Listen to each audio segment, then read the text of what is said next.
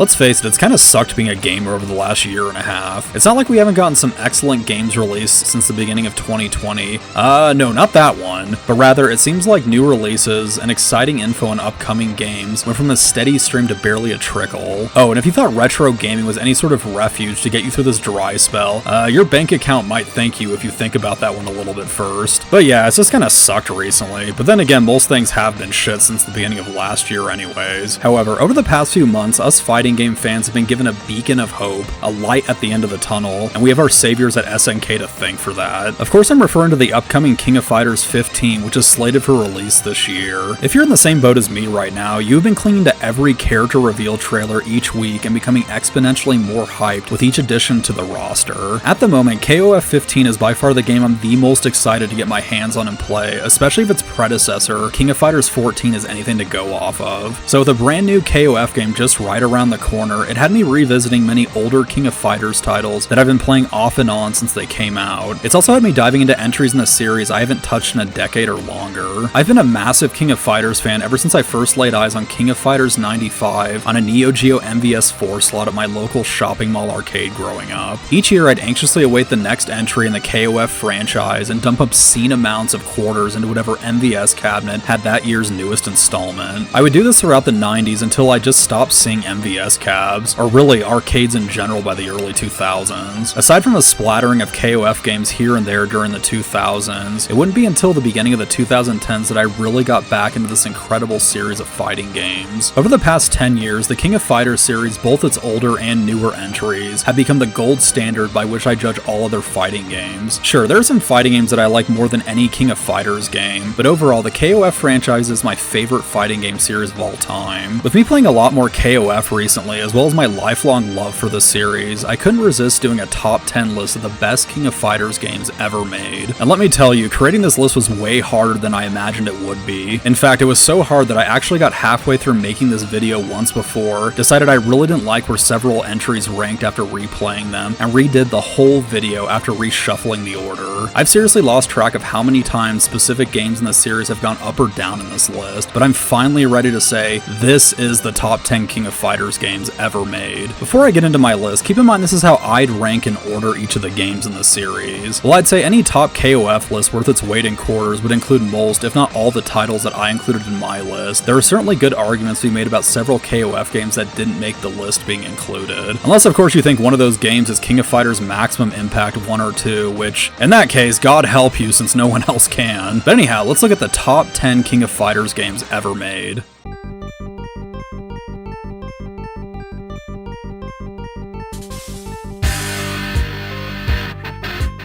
Number 10, King of Fighters 2003.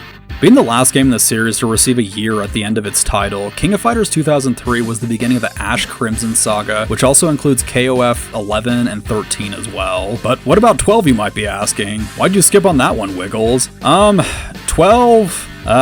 it's a giant piece of shit. On top of that, 12 was meant to be a dream match game that was not tied to any story arc. Thankfully, because it's not canonical and it completely sucked, we can just kind of pretend that one doesn't exist. But enough about 12, let's jump back into why King of Fighters 2003 is amazing. As mentioned, KOF 2003 introduced Ash Crimson, the androgynous Miss Claus impersonator that could kick your ass with his awesome green flames if he wanted to. On top of that, we got new additions like T-Zoc from Mark of the Wolves, Duo Lon, and my personal favorite, Shenmue. Shenwu. Yeah, Shenwu.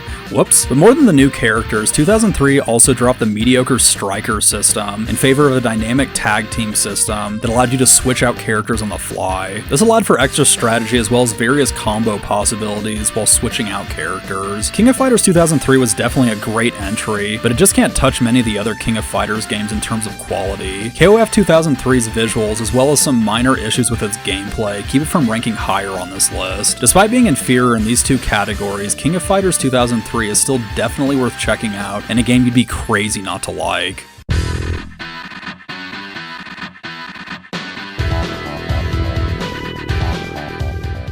Number 9, King of Fighters 2002. Wait, what?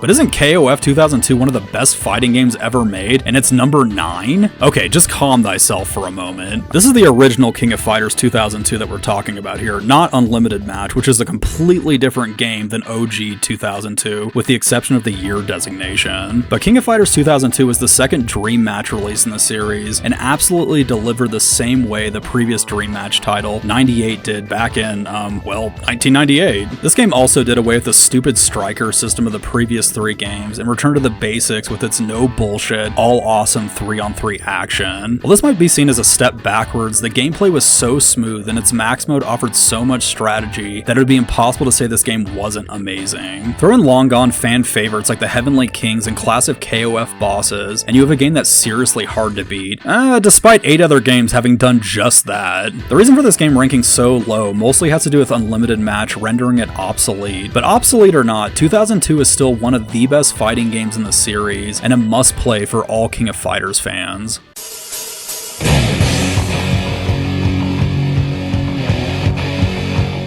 Number 8, King of Fighters 11. As mentioned earlier, there was a period of time when I just stopped seeing Neo Geo MVS cabinets in the wild, which also meant I barely played any King of Fighters games during most of the 2000s. However, one fateful day I was browsing computer parts, and lo and behold, in that store's gaming section, I spotted the PS2 release of King of Fighters 11 in all of its glory. The King of Fighters 11 would not only be responsible for getting me back into the franchise and reigniting my love of old school fighting games, but around the time I bought King of Fighters 11, my now fiance and I were in the early stages of being friends, and this game really helped us bond. You know, the old King of Fighters and chill technique. Okay, kidding. But beyond my personal connection with King of Fighters 11, the game was just so damn good overall. Being the second entry in the Ash Crimson saga, the game picked up where 2003 left off with its frantic tag team style gameplay. In King of Fighters 11, you were constantly switching out characters to destroy your opponent's team, but also it allowed you to do some killer combos and strategy while fighting your way towards victory. Beyond its fun, addictive gameplay, this game had probably one of the best features any fighting game could possibly ever have: unlockables. That's right, no characters hidden behind DLC paywalls here. Every character available for unlocking was accessible by just playing the game's various modes, which made replaying King of Fighters 11 an addictive experience, to put it lightly. While King of Fighters 11 is an incredible fighting game, its placement at number 8 has to do with some balancing issues, and possibly the cheapest end boss in the entire franchise, which is saying a lot. In case you weren't aware, a staple of the King of Fighters franchise are its plentiful, cheap as hell, controller rage-inducing bosses. With that, Magaki is still maybe the cheapest motherfucker in the entire series. Seriously. But stupid bosses aside, make sure you pick up KOF 11 and have a ridiculously good time overall.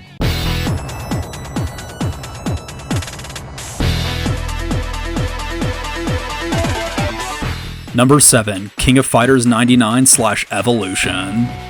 During the late 90s and early 2000s, King of Fighters games would receive various ports on other platforms outside the Neo Geo. One console that got some of the best KOF ports was none other than the Sega Dreamcast. Unfortunately, outside a bunch of King of Fighters games we never got in the US until years later on the PS2, Western Dreamcast owners did eventually get 1999 Dream Match, which was actually KOF 98, as well as Evolution? Evolution? What the hell is that? King of Fighters Evolution is an enhanced version of King of Fighters 99, the real King of Fighters 99, not 98 pretending it's a year younger. But Evolution pretty much played exactly the same as vanilla 99, but had reworked 3D stages in addition to a few exclusive stages, which made it stand out from the original version. However, aside from these visual flourishes present in Evolution, both games have the same awesome gameplay, which makes going with either version a win-win no matter what. For better or worse, King of Fighters 99 also introduced the Striker system, which had you selecting a 4th character, which could then be summoned in briefly to deliver a special attack on your opponent. I'm personally not a fan of the Striker system, but its ability to create cool combos is something that's used competitively to this day. But outside this new mechanic, we were given the same amazing KOF experience that fans had grown to love over the years. On top of that, King of Fighters 99 was the start of the NES saga, which was certainly a mixed bag in terms of story and games, but luckily with the new saga, we got a bunch of new characters and a reworked version of older characters. 99 is a rock-solid entry in the series, and one of the best old-school KOF experiences you can have regardless of which version you pick.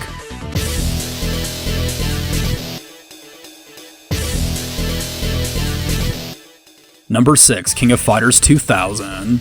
It would only make sense for the sequel to King of Fighters 99, hold on, wait for it, King of Fighters 2000, to be better than its predecessor, and this was exactly the case with 2000. 2000 improved and enhanced the gameplay of 99 in nearly every possible way. Even the striker system was improved upon by giving you an insane amount of characters to assign to this role. This went well beyond even the KOF franchise and included characters from other Neo Geo games and franchises, some of which only the most hardcore SNK fans will recognize. And on top of that, King of Fighters 2000 also introduced my fighting game waifu Vanessa as a playable character. However, most people are going to remember 99 as the game that introduced the fan favorite Kula Diamond to the series. But whether you pick one of these awesome new characters or veteran characters like Iori or Kyo, King of Fighters 2000's gameplay is just so buttery smooth and precise. Unfortunately, KOF 2000 is somewhat of a bittersweet game. It was the last King of Fighters game released before SNK went belly up in 2001, making it in a way the last pure SNK KOF game ever released. While SNK would eventually ride again, what followed 2000 was King of Fighters 2001, a lackluster pile of poo with washed out graphics and grotesque character art. Oh god. But despite KOF 2000 marking the end of an era, it also marked one of the best games SNK ever made and one absolutely worth checking out.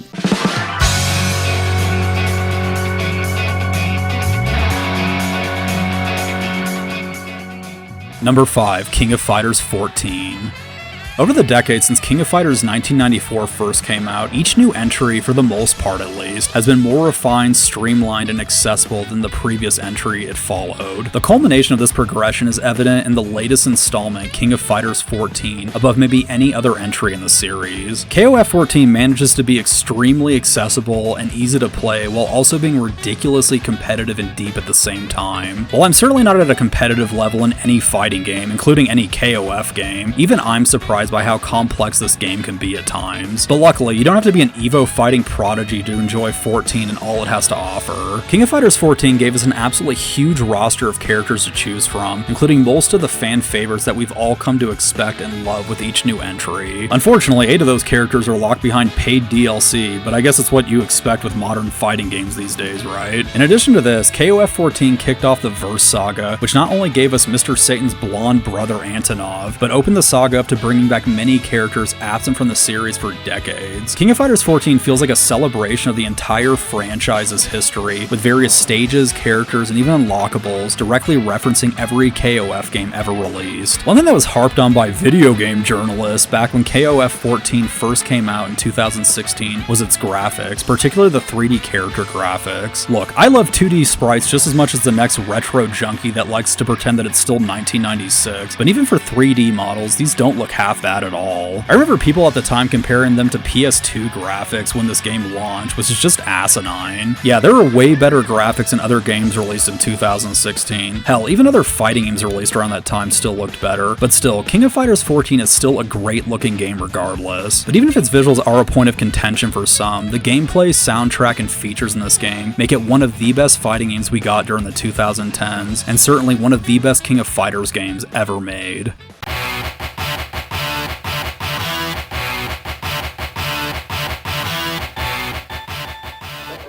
Number 4, King of Fighters 97.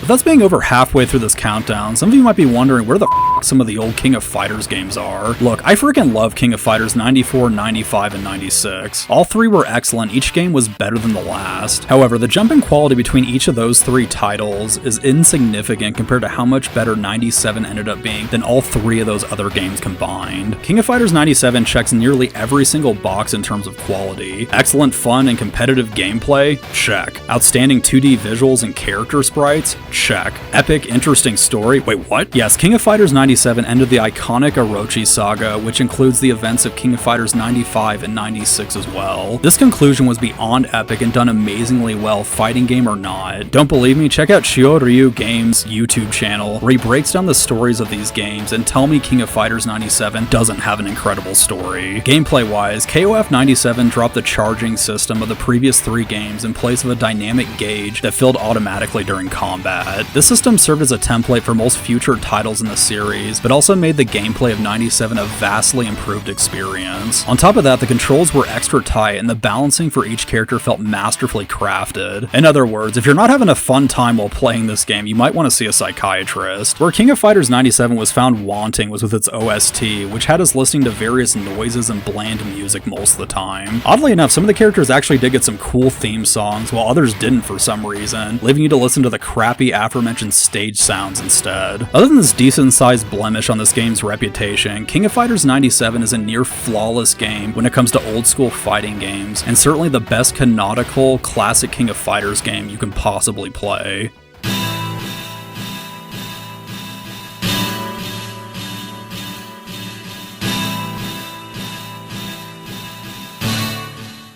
Number 3, King of Fighters 98 Ultimate Match. Ah yes, you all knew it was going to end up on this list at some point, but what might surprise you is that it's not at the number 2 or number 1 spot like it typically is on most other best King of Fighters games lists. Make no mistake, the King of Fighters 98 Ultimate Match is a masterpiece without any question or doubt whatsoever. However, there are 2 King of Fighters games I find to be better. You might have already guessed what one of these is, but there's another that I consider to be better than 98 Ultimate Match, if only by a small margin. But anyhow, King of Fighters 98 is the original dream match entry in the franchise that took all the characters from King of Fighters 94 through 97, threw away the story and all that other crap, and allowed you to pit any character versus any character regardless of their status amongst the living. Shit, even the sports team appeared again in this game. I mean, that's hardcore. But outside having the entire KOF roster at your fingertips, 98's gameplay was just so satisfyingly deep and engaging that it made putting this game down a feat of pure willpower. My fiance and I used to play this game back in the day all night, and we had to force ourselves to stop. That's just how addictive the gameplay is. King of Fighters 98 remained the best King of Fighters game for over a decade after its release, which was semi-solidified further by the updated release of King of Fighters 98 Ultimate Match in 2008. This version adds new stages and enhances old ones, and also offers an Ultimate mode, which allows you to customize your character's power gauge, increasing this game's hardcore cred even further. But even at number 3, 98 Ultimate Match is still one of the best fighting games ever made, and an essential game for any fighting game fan. Number 2, King of Fighters 13. Placing King of Fighters 13 above 98 Ultimate Match might land me in hot water with some fans of the series, but I don't think many of these fans would argue against 13 being one of the best entries in the series by far. The best part is that King of Fighters 13 was actually the sequel to the worst mainline KOF game ever made, the King of Fighters 12. The only comparison you can really make between 12 and 13 is that 12 is almost like a leaked alpha version of 13, with various character models and stages reused, albeit slightly altered for 13. But lucky for us, SNK improved the KOF formula so much between these two games that what we got with 13 blew our freaking minds. Let's just go ahead and address the most obvious reason why the King of Fighters 13 is so amazing. It looks freaking stunning. KOF 13 is not only the best looking game in the franchise, but one of the best looking 2D fighting games ever made. Its character sprites look insanely good, the stage design and detail is breathtaking, and all the animations in the game might as well have been ripped from some high budget anime series. You'll actually struggle to play this game, since there'll be tears welling up in your eyes from gazing upon such unequaled beauty. Okay, I'm exaggerating just a little bit there, but look at those amazing graphics, just look at them. But playing King of Fighters 13 is where this game really shines. The game is fast and smooth as silk, which is aided greatly by the excellent controls. Not only that, but the max supers in this game were freaking devastating if you were actually able to pull them off. Oh, did I mention the cancel system that offered crazy combos too? And yeah, while the roster and the soundtrack are not on the same level as King of Fighters 98, literally everything else surpassed that game. And with the gameplay being one of those superior qualities, I couldn't have placed King of Fighters 13 any lower than this. Still, there is one more King of Fighters game which I have serious doubts it'll ever be bested by any future KOF game like ever.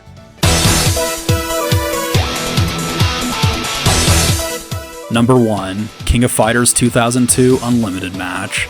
I know, another King of Fighters list with KOF 2002 Unlimited Match at number 1. Surprise, surprise, right? While placing this game at the number 1 spot is pretty unoriginal at this point, it's hard to argue against this game being anything else but number 1 when discussing best King of Fighters games. It's almost unreal how good 2002 Unlimited Match is, and finding a flaw with this game is harder than finding a PS5 right now. Ooh, too soon? Okay, that was in poor taste. Let's forget I said that. But anyhow, the best way to describe King of Fighters 2002 Unlimited Unlimited match is if you took King of Fighters 98 Ultimate Match and cranked everything great about that game up a few notches and gave it a new coat of paint. Not only does it offer more characters, but the polished to 98's gameplay present in 2002 Unlimited Match makes it an unreal experience to play. And then of course there's the original 2002, which might as well be an entirely different game given how much better Unlimited Match is. And the crazy thing is, the original 2002 was already a damn good game. That's just how insanely good 2002 Unlimited Match is. Okay, I'm gonna forget comparing this game to another King of Fighters game just for a second and go as far as to say King of Fighters 2002 Unlimited Match is one of the best fighting games ever made, period. Yes, that's 100% true, and certainly 2002 Unlimited Match is SNK's crowning achievement as the best game they've ever made. Luckily, 2002 Unlimited Match broke free of being a Japanese exclusive this year and is now available in the PlayStation Store for purchase. And if you just gotta have your physical copy, Limited Run Games did a physical release of this game, which makes this probably the best game they've ever done a print run of. Seriously, play this game if you love fighting games. It will frickin' change your life. And there you have it, the top 10 King of Fighters games ever made. Making this list so dangerously close to the release of King of Fighters 15 might come back to bite me in the ass, especially with how amazing that game is looking. But look, even if that game ends up cracking into the top 10, hell, even if it takes the crown away from 2002 Unlimited Match, that doesn't negate how incredible all these games are. Even several KOF games that didn't make the list are still great fighting games worth checking out. With the exception of the Maximum Impact games and most of the portable titles, you just really can't go wrong with this series. Seriously though, just close your eyes, pick a King of Fighters game off PSN or Xbox Live and have a good time. But as always, thank you all again for watching, and please consider liking this video and subscribing to my channel for more fighting game and arcade game content in the future. Also, please check out some of my other videos in the description below too if you enjoyed this video. But as always, take care everyone, and I'll be back soon with more videos for you. Have a good one.